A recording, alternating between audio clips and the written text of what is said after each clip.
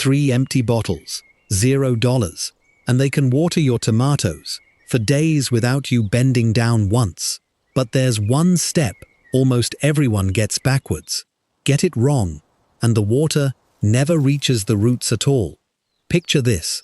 It's July, you're away for the weekend, and your tomato bed hasn't seen water in 3 days. Cracked fruit, sad, droopy leaves. That's the gap this pooed fixes. We'll build the whole thing.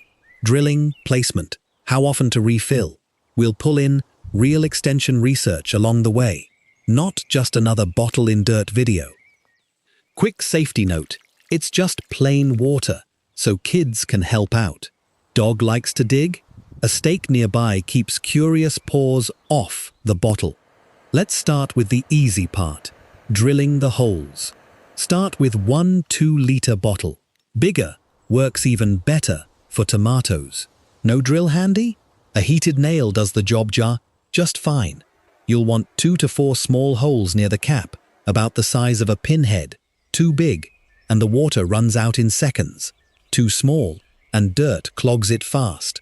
Holes clogging up? A scrap of old nylon or a thin sock stretched over the cap fixes that. It filters out grit before it ever reaches the holes. 1 bottle, about 2 minutes. That's genuinely all this step takes. It doesn't get much more dirt keep than trash you were about to throw out anyway. Step 1. Done. Now here's the step almost everyone gets backwards. Most folks bury the bottle all the way down, cap and all. One home testing blog ran this side by side for weeks. The pattern held every time. Bury the cap completely, and the system stops cold within 24 hours. Here's why this works. Bury the cap completely, and dirt packs into those tiny holes. At the same time, there's no way for air to get back into the bottle to replace the water leaving. No air in, no water out. The fix is simple, almost suspiciously easy. The bottle goes in just 3 to 4 inches, no deeper. The cap sits right at the soil line, touching the dirt, never buried under it. Do that, and gravity pulls the water down, slow and steady, day after day. Working a raised bed, the bottle angles so the cap sits near the top edge. Refilling happens from standing height, no kneeling required. Don't panic if it seems to stall after a day or two. That's normal. A peek inside for rising air bubbles tells you what's going on. No bubbles usually means the cap's packed in tight. A toothpick tucked under the edge opens a little airway, and it starts dripping again. Holes are worth a look once a week for caked-on dirt, worth doing every week, especially after a heavy rain. But won't standing water like this attract mosquitoes? Good question, and it's not what you'd think. I'll show you why it's actually the opposite. Now, how often do you refill? That depends on your soil. Sandy soil drains fast, so refill every 1 to 2 days. Loamy soil, the most common kind, holds water 2 dc to 4 days. Clay soil holds longest, 4 to 7 days. Here's the math behind it.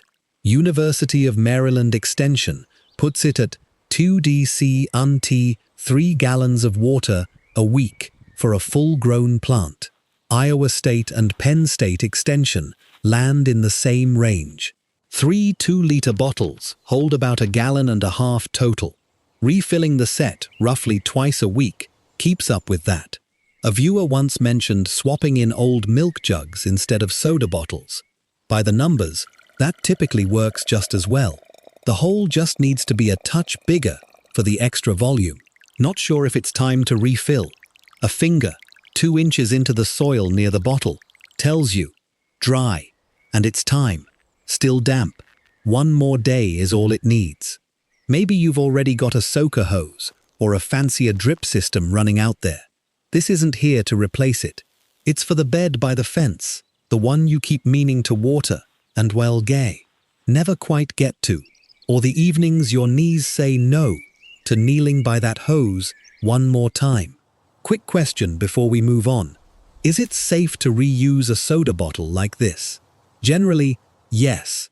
You're not storing drinking water in it for weeks. It's just dripping into the soil over a day or two. Then it's peto, empty, and back in the recycling bin. So, back to the mosquitoes. That question deserves a real answer. Here's why this works. Turlock Mosquito Abatement District notes mosquito eggs need standing water to hatch. That takes anywhere from 1 to 5 days. If you're refilling every 2 or 3 days, that water never sits still long enough to hatch anything. It typically never gets the chance. The real risk isn't the bottle doing its job. It's water pooling somewhere else. A flower pot tray, an old bucket, even a kid's toy left out in the rain. Those collect far more standing water than a bottle that's actually working. Those spots are worth checking and emptying out. Used this way, a bottle drip system typically puts less standing water in your yard than a sprinkler would. Still not sure? Your local mosquito control district can walk you through it. And here's the bonus nobody mentions. Tomatoes don't get blossom end rot from too little calcium in the soil. Most soil already has plenty. They get it when watering swings from bone dry to soaking wet and back again. Iowa State, Penn State, and other extension offices are blunt about it. Steady, even moisture, is what keeps calcium moving into the fruit.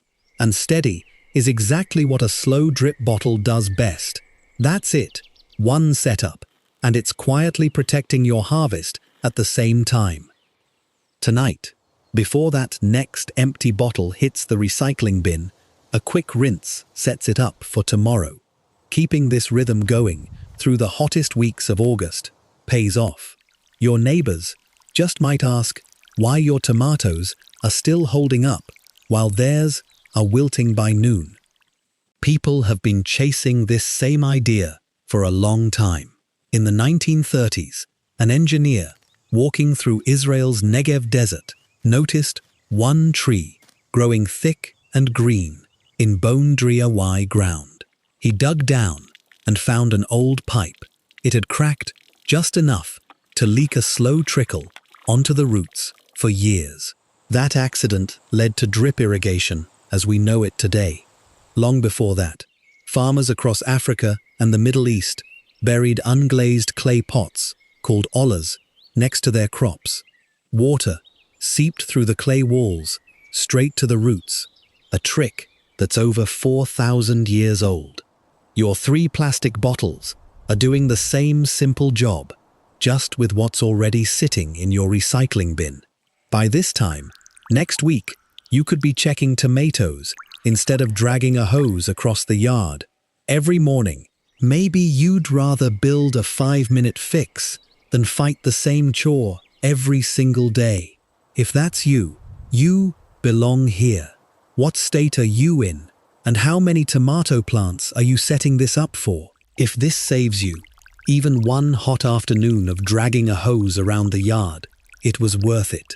10 minutes. That's all it took to build. Grow a little more food, save a little money, and have some fun doing it. Happy gardening.